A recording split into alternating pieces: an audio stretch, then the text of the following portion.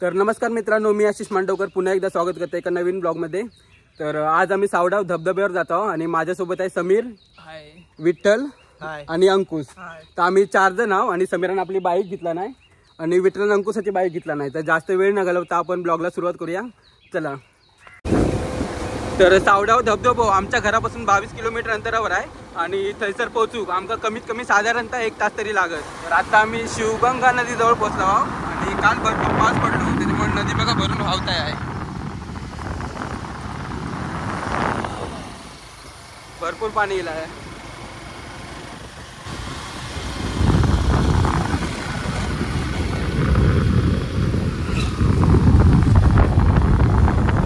धबधब्यावर पोहोचूक थोडा वेळ लागणार, तोपर्यंत तुम्ही निसर्गाचा आनंद घ्यावा आणि जर अजून तुम्ही सबस्क्राइब केलाच नसाल तर आपल्या चॅनलला आताच सबस्क्राइब करून घ्यावा।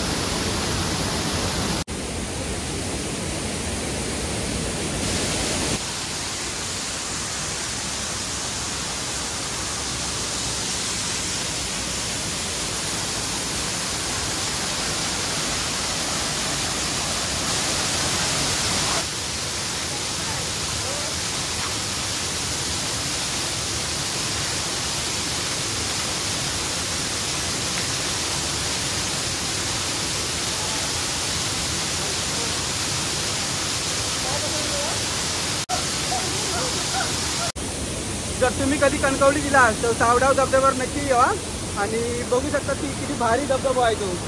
आणि व्हिडिओ आवडलो तर लाईक करा, कमेंट करा आणि सबस्क्राइब पण करा, कारण ह्या चॅनल आपला आहे। तर आता मी घरात जातो आणि लवकरच भेटूया नवीन व्हिडिओ. चला.